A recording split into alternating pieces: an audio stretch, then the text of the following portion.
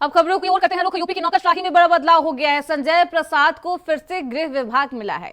UP उपचुनाव के दौरान चुनाव आयोग के आदेश पर गृह विभाग वापस लिया गया था। डीजी सीबीसीआईडी से रिटायर्ड एसएन सावत को अधीनस्थ सेवा चयन बोर्ड का अध्यक्ष बनाया गया है। रिटायर्ड आईपीएस सुभाष सिंह बघेल और सुरेश चंद्र को आयोग का सदस्य बनाया गया है।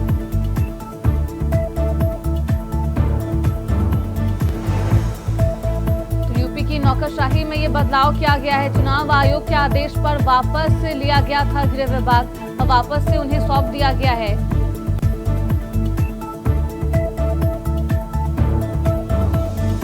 आईपीएस सुभाष को ये जिम्मेदारी सौंपी गई है। संजय प्रसाद को फिर से गृह विभाग मिला है। उपचुनाव के दौरान चुनाव आयोग के आदेश पर गृह विभाग वापस लिया गया था।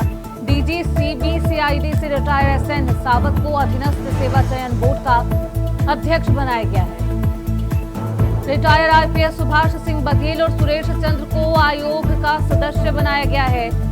उन्हें सदस्य चुना गया है। चुनाव आयोग के आदेश पर वापस लिया गया था गृह विभाग, अब एक बार फिर से वापस लौटा दिया गया है। तो संजय प्रसाद को फिर से गृह विभाग मिला है।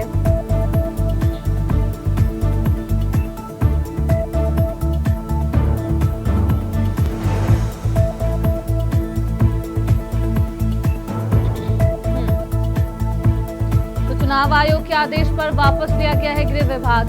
अब आपको सीधे ले चलते हैं अशोकनगर, दिल्ली, जहां पर प्रधानमंत्री मोदी आज चुनावी हुंकार भरते हुए नजर आ रहे हैं। लोगों से बातचीत कर रहे हैं। महिलाएं जिनसे बातचीत करते हुए प्रधानमंत्री मोदी नजर आ रहे हैं। दिल्ली वासियों को आज सौगात दे रहे हैं प्रधानमंत्री मोदी।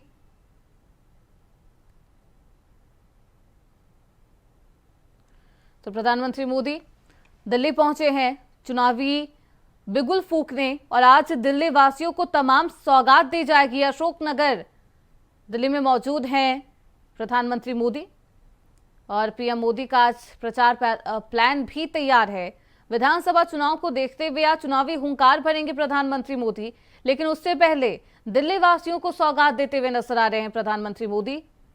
पीएम मोदी महिलाओं से बातचीत भी करते हैं, उनसे उनका हालचाल जानते हैं, और तमाम सुविधाओं को लेकर भी उन्हें क्या कुछ परेशानी आ रही है उसको लेकर भी वो बातचीत करते हुए नजर आते हैं। तो सीबीएसई दफ्तर में मौजूद हैं प्रधानमंत्री मोदी। पीएम मोदी की दिल्ली वासियों को आज सौगात, अशोकनगर में प्लॉट की सौगात आज देते हुए प्रधानमंत्री मोदी नजर आ रहे हैं। महिलाओं के साथ, बच्चों के साथ बातचीत की है प्रधानमंत्री मोदी ने। कई विकास परियोजनाओं का भी उद्घाटन और शिलान्यास करेंगे।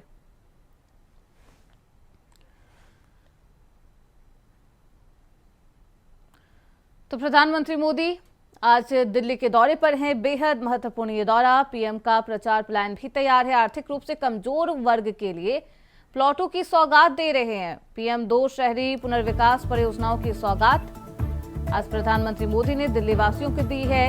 नौरोजी नगर में वर्ल्ड ट्रेड सेंटर का उद्घाटन किया गया है। सरोजनी नगर में जीपीआरए टाइप 2 क्वार्टर का भी उद्घाटन। द्वारका में सीबीएसई के एकीकृत कार्यालय परिसर का उद्घाटन प्रधानमंत्री मोदी ने किया है। प्रधानमंत्री मोदी वीर सावरकर कॉलेज की रखेंगे आधारशिला। तो प्रधानमंत्री मोदी दिल्ली वासियों को आज सौगात देते हुए नजर आ रहे हैं। अशोकनगर वो पहुंचकर महिलाओं से बातचीत करते हैं और प्लॉटों की सौगात, जरूरतमंद लोग, गरीब लोगों को आज ये सौगात दी गई है, जिसका उद्घाटन प्रधानमंत्री मोदी ने किया। आर्थिक रूप से कमजोर वर्ग के लिए ये प्लॉटों की सौगात प्रधानमंत्री मोदी ने दी है। लोगों से भी बातचीत की, महिलाओं से, बच्चों से बातचीत करते हुए प्रधानमंत्री नजर आए, उनसे उनका हालचाल जाना, उनकी समस्याओं को भी सुनते हुए प्रधानमंत्री मोदी नजर आए।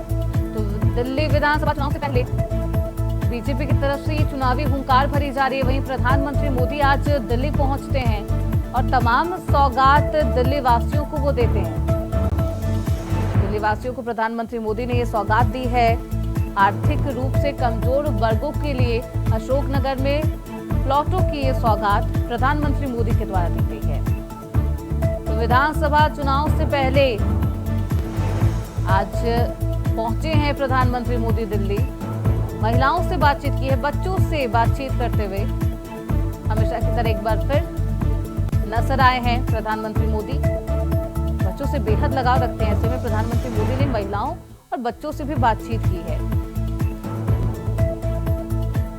तो पीएम अशोकनगर में जो आर्थिक रूप से कमजोर वर्ग है उन्हें प्लॉटों की सौगात दी है। सरोजनी नगर में GPRA टाइप 2 क्वार्टर का उद्घाटन किया गया है। द्वारका में CBSE के एकीकृत कार्यालय परिसर का भी उद्घाटन किया गया है।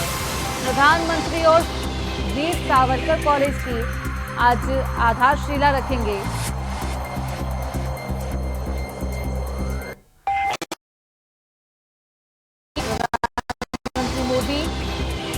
का ये दिल्ली दौरा बेहद महत्वपूर्ण। महिलाओं और बच्चों से बातचीत करते हुए प्रधानमंत्री मोदी नजर आए। अशोक विहार में नवनिर्मित प्लॉटों का उद्घाटन किया उन्होंने। आर्थिक रूप से कमजोर वर्ग के लिए प्लॉटों की सौगात प्रधानमंत्री मोदी ने दी है। तो पीएम 2 शहरी पुनर्विकास परियोजनाओं की सौगात भी दी है प्रधानमंत्री मोदी ने। तो दिल्ली वासियों को सौगात देते हुए प्रधानमंत्री मोदी नजर आ रहे हैं। विधानसभा चुनाव होना है। हमारे साथ हमारे सहयोगी अजय चौहान इस खबर पर ज्यादा जानकारी के साथ दिल्ली से जुड़ चुके हैं। अजय, प्रधानमंत्री मोदी पहुंच चुके हैं दिल्ली, क्या कुछ उनका आगे का कार्यक्रम रहने वाला है? दिल्ली वासियों को क्या कुछ सौगात मिल चुकी है?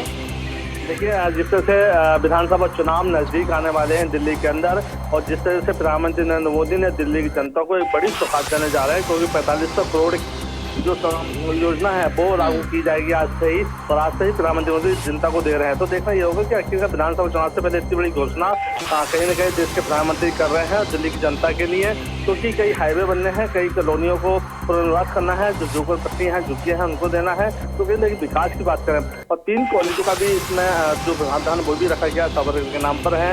तो कहीं न कहीं प्रधानमंत्री का ये बहुत बड़ी योजना है जिसे दिल्ली विधानसभा चुनाव से पहले दी जा रही है।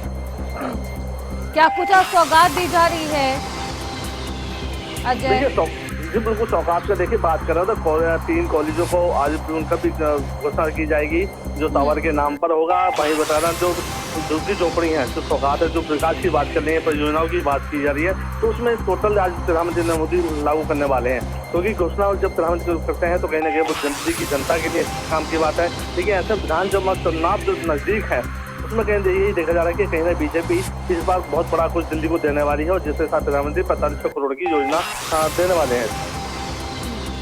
बिल्कुल, ऐसे में पीएम मोदी आज दिल्ली पहुंचे हैं। दिल्ली वासियों को ये सौगात दी जा रही है। महिलाओं, बच्चे समेत सभी के चेहरे पर मुस्कान साफ तौर पर देखी जा सकती है। अजय, भाजपा की इस बार रणनीति क्या होने वाली है? देखिए, भाजपा की जो रणनीति है कहीं ना कहीं इस बार दिल्ली को जीतने की तैयारी है, और भाजपा के कार्यकर्ता वहाँ पर मौजूद हैं। और जिस तरह से दिल्ली का जो त्रिकोणीय चुनाव है इस बार कहीं ना कहीं देखने लायक रहेगा, क्योंकि तीनों हॉट सीट में, जैसे दिल्ली की नई दिल्ली सीट की बात करें जहाँ जिनके साथ खुद विधानसभा से जीते हुए हैं, तो यहाँ भी हॉट सीट बनी हुई है। तो वही देखने का परवेज बना यहाँ पर मौजूद है। तो बीजेपी के जो फ्रंट है, जो पूरी तैयारी है उनकी इस बार इस आज की जो योजना है कहीं ना कहीं दिल्ली की जनता के हित के काम की बात है। बीजेपी ने यह कि जब से आम आदमी पार्टी आई है और दिल्ली की पूरी जो व्यवस्था है पूरी चरमराई हुई है, तो काम नहीं हो पाया है। तो ऐसे प्रधानमंत्री नरेंद्र मोदी ने उन झुग्गियों को कई बार वादे किए थे। कांग्रेस ने भी कहा था कि जहां झुग्गी वहीं मकान दिया जाएगा, लेकिन आज भी दिल्ली के अंदर ऐसी कुछ कॉलोनियां हैं, काफी कॉलोनियां हैं जहाँ पर आज भी विकास नहीं हो पाया है। लेकिन देखना वही आम आदमी पार्टी ने कहा था कि जहाँ आएंगे वहीं मकान, वही मोदी जी ने भी। बिल्कुल अजय, ऐसे में आज प्रधानमंत्री मोदी दिल्ली वासियों को सौगात दे रहे हैं, और विधानसभा चुनाव में किन किन मुद्दों पर बीजेपी गौर करती है देखना बेहद दिलचस्प होगा। किस मुद्दे को सुनाया जाता है, देखना अहम होगा। बहुत शुक्रिया अजय आपका इन तमाम जानकारियों के लिए। वहीं इलाहाबाद हाई कोर्ट से जुड़ी बड़ी खबर सामने आ रही है। सपा सांसद जियाउर रहमान बर्क को राहत मिल गई है। हाई कोर्ट से सांसद बर्क को मिली है फौरी राहत। बर्क पर लगी 7 साल से कम की सजा वाली धाराएं, जिसके चलते बर्क की नहीं होगी गिरफ्तारी। हाईकोर्ट ने एफआईआर को रद्द करने की मांग को खारिज कर दिया है। मामले की विवेचना रहेगी जारी। तो हाईकोर्ट से सांसद बर्क को राहत मिल गई है। समाजवादी पार्टी के सांसद जियाउर रहमान बर्क को ये राहत हाईकोर्ट की तरफ से दी गई है। हाईकोर्ट में समाजवादी पार्टी के सांसद जियाउर रहमान बर्क ने अपनी याचिका दायर की थी। इस याचिका में उन्होंने 2 मांग रखी थी। पहली मांग एफआईआर को रद्द करने की, जिसमें उन्हें मुख्य आरोपी नंबर 1 बताया गया था। वहीं दूसरी तरफ गिरफ्तारी को खत्म करने की मांग की थी। तो अब राहत मिल गई है बर्क को, जिसके चलते अब बर्क की गिरफ्तारी नहीं होगी। वहीं हाईकोर्ट ने एफआईआर को रद्द करने की मांग को खारिज कर दिया है। मामले में विवेचना रहेगी जारी। हाईकोर्ट का यह आदेश भी सामने आया है।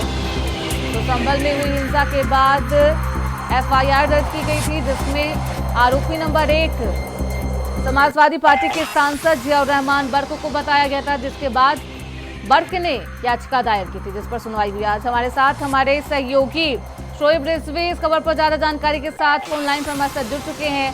शोएब, हाईकोर्ट में सुनवाई हो गई है, क्या कुछ सुनवाई के दौरान हुआ, कोर्ट ने क्या कुछ कहा है? देखिए, दरअसल इनकी तरफ से जो याचिका दाखिल की गई थी, उसमें न सिर्फ इन्होंने एफआईआर रद्द करने की मांग की थी, साथ ही साथ इनकी तरफ से ये भी क्लियर थी कि इसकी गिरफ्तारी पर रोक लगाई जाए। हालांकि जो इनकी मुख्य मांग कह सकते हैं एफआईआर रद्द करने की, उसको कोर्ट ने नहीं माना है, तो उन्हें राहत नहीं मिली है। लेकिन इतना जरूर कहा है सुप्रीम कोर्ट के रेफरेंस में कि जो भी इनके ऊपर मामले दर्ज हैं वो 7 साल से कम सजा वाली धाराओं में दर्ज हैं, इसलिए इनकी गिरफ्तारी फिलहाल नहीं की जाएगी। तो ये एक इनके लिए राहत कह सकते हैं। इनकी अभी सीधे तौर पर गिरफ्तारी फिलहाल नहीं की जाएगी। इतना जरूर कोर्ट की तरफ से कहा गया है कि जो संबंधित विवेचक है, जो इस पूरे मामले में जांच चल रही है, उसमें उनको पूरा कोऑपरेट करना पड़ेगा और जब भी ये पूछताछ के सिलसिले में उनको बुलाया जाता है तो उनको हाजिर होना पड़ेगा। यानी पुलिस के साथ इनका कोऑपरेशन जरूरी होगा।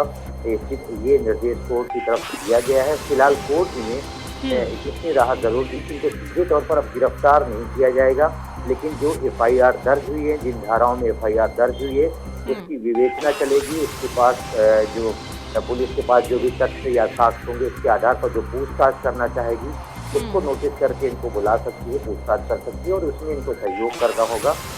फिलहाल आज कोर्ट का यही महत्वपूर्ण दिन रहा। तो कह सकते हैं कि फिलहाल उनकी जो एफआईआर रद्द करने की मांग है वो कोर्ट ने नहीं मानी है, लेकिन इतना जरूर कहा है कि फिलहाल जो कर रहे हैं वो 7 साल की कम सजा, क्योंकि नए प्रावधान के तहत 7 साल से कम सजा वाले हमें इनको ये राहत जरूर दी कि इनकी सीधे तौर पर भी फिलहाल गिरफ्तारी नहीं है। तो एक मांग पर राहत दी गई है, दूसरी मांग को खारिज किया गया है। एफआईआर रद्द करने की मांग को खारिज कर दिया है इलाहाबाद हाई कोर्ट ने। क्या कुछ दलील दी गई है एफआईआर वाली मांग पर खारिज करते हुए कोर्ट की तरफ से? देखिए, पुलिस ने जिस तरह से संभल में घटना हुई थी, उसके बाद इस तरह से बवाल हुआ था, आगजनी हुई थी और इसमें कई ऐसी चीज़ें हैं जिस पर इनकी तरफ से ये आरोप जरूर लगा है कि इन्होंने भड़काने का काम किया, इस तरह की चीज़ें इनके साथ की गई थी। अब पुलिस जब अपनी जांच कर रही है तो उसमें क्या कुछ दलीलें हैं, क्या कुछ आधार है, वो फिलहाल जब इस सुनवाई में अपना पक्ष रखेगी तो चीज़ें साफ होंगी। लेकिन इनकी तरफ से जो सांसद हैं, उनकी तरफ से ये तर्क दिया गया था कि जिस दिन ये घटना हुई थी वो संभल में मौजूद नहीं थे, जनप्रतिनिधि हैं, इनको साजिशन और राजनीतिक द्वेष की भावना के कारण इनको फंसाया जा रहा है, इस तरह के आरोप लगा करके इनकी तरफ से ये प्रेयर की गई थी। फिलहाल प्रेयर में अब जो इनकी मांग थी एफआईआर रद्द करने की, उसे नहीं माना है, लेकिन ये जरूर है कि अब पुलिस अपनी जांच को जरूर आगे बढ़ाएगी और जांच में इनको पूछताछ करने के लिए बुला भी सकती है। अब उस पूछताछ में जो उनके पास एविडेंस है, उस आधार पर आगे क्या कार्रवाई होगी, ये जरूर अब उसका इंतजार करना पड़ेगा। फिलहाल कोर्ट ने जो इनकी तरफ से याचिका थी उसका निस्तारण जरूर किया गया और उसमें चीज़ें साफ कर दी गई हैं कि जो एफआईआर हुई है उसकी जांच से कोई असर नहीं पड़ेगा। लेकिन ये जरूर है कि पुलिस अभी फिलहाल इन्हें सीधे तौर पर गिरफ्तार नहीं करेगी, क्योंकि जो इन पर एफआईआर दर्ज हुई है उसमें जो धाराएं हैं वो 7 साल की कम सजा वाली है। और ऐसे में एफआईआर रद्द करने वाली याचिका खारिज कर दी गई है शोएब हाई कोर्ट के द्वारा। अब क्या कुछ एक्शन बर्क ले सकते हैं, क्या आगे वो रुख करेंगे या फिर नहीं? देखिए, फिलहाल उनके पास ये ऑप्शन जरूर है कि वो इसे ऊपर की अदालत में भी जा सकते हैं, लेकिन जानकार ऐसा मान रहे हैं कि हो सकता है कि अब बर्क जो जांच है उसका सामना करें, पुलिस को कोऑपरेट करे, इस तरह की चीज़ें वो सामने आ रही हैं। लेकिन इतना ज़रूर है कि वो अपने लीगल टीम से ज़रूर एडवाइस लेंगे और हो सकता है कि इसको सुप्रीम कोर्ट में भी चैलेंज किया जा सकता है। लेकिन फिलहाल हाईकोर्ट में जो कुछ राहत दी, उस आधार पर ऐसा लग रहा है कि अब फिलहाल इस पूरे मामले में जो जाँच आगे बढ़ेगी उसमें वो कोऑपरेट भी कर सकते हैं, या उनके वकीलों की तरफ से अगर उन्हें राय दी जाती है तो वो आगे की अदालत में भी जा सकते हैं। अब लीगल टीम क्या एडवाइस करती है, क्या सजेस्ट करती है, अब देखना बेहद दिलचस्प होगा कि क्या बर्क ऊपरी अदालत में जाते हैं एफआईआर रद्द करने की मांग को लेकर या फिर नहीं। सवाल यही है क्योंकि जिस एफआईआर को लेकर उन्होंने याचिका दायर की है शोएब, उस एफआईआर में आखिर ऐसा क्या कुछ लिखा है बर्क को लेकर? देखिए, इसमें कहीं ना कहीं इनके खिलाफ इस तरह की चीज़ें निकल कर सामने आई हैं कि जो वहाँ पे बवाल हुआ गनियों में इनकी तरफ से भड़काने का काम किया गया है। अब इस चीज़ों पर विवेचक के पास क्या एविडेंस है, या जो जांच करने वाली टीम है उसके पास किस तरह के एविडेंस है, इस तरह की चीज़ें उन्होंने की थी। उनके तमाम कॉल डिटेल्स होंगे, इस तरह की चीज़ों पर अब विवेचक की निगाह होगी। पुलिस ने जो एफआईआर की है उसके पास कुछ न कुछ ऐसी ज़रूर चीज़ें होंगी जिसके आधार पर इन्होंने एफआईआर में इनका नाम शामिल किया है। हाँ। अब इनकी तरफ से जो दलील दी जा रही है कि वो फिलहाल शहर में यानी संभल में उस दिन थे ही नहीं और इनका इसमें सीधा रोल कोई नहीं है। अब इनकी तरफ से जो दलीलें दी जा रही हैं, कोर्ट में जो एफआईआर की गई है उसमें दोनों चीज़ों में कितनी समानता है या कितना विरोधाभास है, ये अब जांच के बाद और जो कोर्ट में आगे प्रोसीडिंग होगी उसमें साफ होगा कि पुलिस के पास किस तरह के सबूत हैं इनके खिलाफ इस पूरे बवाल के मामले में। ऐसे में क्योंकि अब कोर्ट का फैसला भी आ गया, सुनवाई हो गई है, अब प्रशासन इस पूरे मामले पर खास तौर पर एफआईआर के मामले पर किस तरीके से जांच कर रहा है, कैसे पूछताछ, कब पूछताछ के लिए बुलाया जाएगा समाजवादी पार्टी के सांसद को? बिल्कुल, पूरी चीज़ अभी तक कोर्ट में ये प्रक्रिया चल रही थी। अब आज के बाद निश्चित तौर पर जो विवेचना है वो चलेगी और चल रही है। इसमें और लोग भी नामजद हैं और लोगों के खिलाफ भी एफआईआर में नाम है। उन सब से न सिर्फ पूछताछ होगी, ज़रूरत पड़ने पर उनकी गिरफ्तारियां भी हो सकती हैं, किसके खिलाफ क्या क्या सबूत हैं, किन लोगों को नामजद किया गया है, या जो अज्ञात हैं उनके कैसे निशानदेही या उनको किस तरह से चिन्हित किया जाता है, इन लोगों से पूछताछ में क्या कुछ निकलता है, ये प्रक्रिया निश्चित तौर पर आगे बढ़ेगी। और जो प्रशासन है वो इस एफआईआर के अकॉर्डिंग बिल्कुल ऐसे में शोएब प्रशासन क्या कुछ एक्शन लेता है, साथ ही साथ बर्क एफआईआर, क्योंकि अब उनकी एफआईआर रद्द करने वाली मांग को खारिज कर दिया गया, वो क्या कुछ एक्शन लेते हैं, क्या पर अदालत जाते हैं या फिर नहीं, देखना बेहद दिलचस्प होगा। बहुत शुक्रिया शोएब आपका इन तमाम जानकारी। तो बर्क पर लगी 7 साल से कम की सजा वाली धाराएं, जिसकी वजह से उनकी गिरफ्तारी वाली जो मांग थी, गिरफ्तारी ना हो सके, उस मांग को कोर्ट ने मंजूर किया है, राहत मिल गई है गिरफ्तारी वाले मांग को लेकर। अब लेकिन एफआईआर रद्द करने की मांग को खारिज कर दिया गया है हाई कोर्ट की तरफ से। समाजवादी पार्टी के सांसद जियाउर रहमान बर्क एफआईआर रद्द करने की मांग को लेकर उनका ये मुख्य मांग थी उनकी कि एफआईआर रद्द कर दी जाए। हालांकि कोर्ट ने इस याचिका को खारिज कर दिया। माननीय न्यायमूर्ति राजीव गुप्ता जी के यहाँ इसकी सुनवाई हुई थी और बर्क साहब की ओर से 2 प्रेयर थी। एक तो एक ही अपराध की, एक ही घटना की अनेक एफआईआर हो गई हैं जो कि गलत है। दूसरा, घटना वाले दिन और समय वह जिले में मौजूद नहीं थे, उनका नाम गलत तरफ से रंजिशन फंसाया गया है। और अदालत ने सुनने के बाद चूंकि आरोप सारे 7 साल से कम में थे, अतः माननीय सर्वोच्च न्यायालय के आदेश जो कि सिद्धांत जो कि अरनेश कुमार वाले केस के अंदर प्रतिपादित किया है, उसके आधार के ऊपर याचिका को निस्तारित करते हुए एफआईआर को क्वेश करने से मना कर दिया है। अब अरनेश कुमार के आदेश निर्देशों के अनुसार बर्क साहब को जो है इन्वेस्टिगेशन के अंदर विवेचना अधिकारी के साथ कोऑपरेट करना पड़ेगा।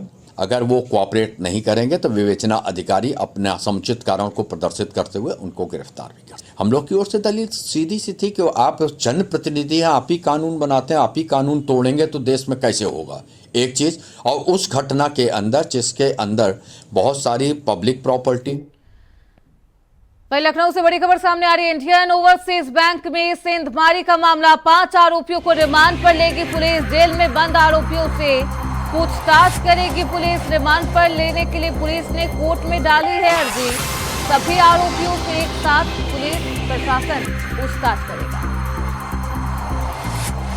5 आरोपियों को रिमांड पर पुलिस लेगी। जेल में बंद आरोपियों से पूछताछ करेगी पुलिस। 5 आरोपियों को रिमांड पर लेने के लिए अब अर्जी भी डाल दी गई है।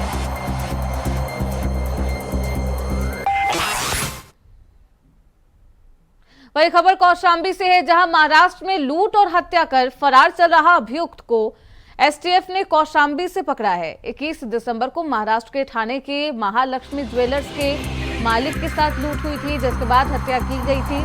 वहीं पुलिस ने कार्रवाई करते हुए 2 अभियुक्तों को गिरफ्तार कर लिया है, जबकि 2 अन्य अभियुक्त और भी हैं जो फरार बताए जा रहे हैं। मंझनपुर थाना क्षेत्र से हुई है गिरफ्तारी।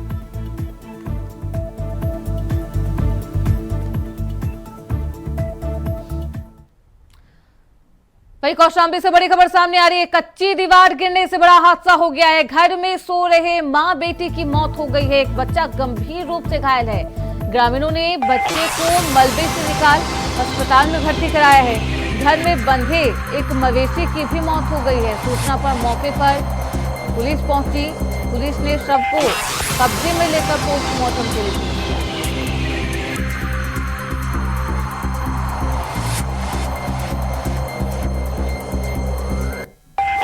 हादसे में बच्चा गंभीर रूप से घायल बताया जा रहा है।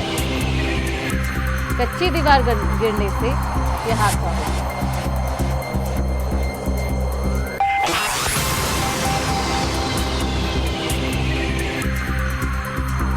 घर में बंधे एक मवेशी की भी मौत हो गई है।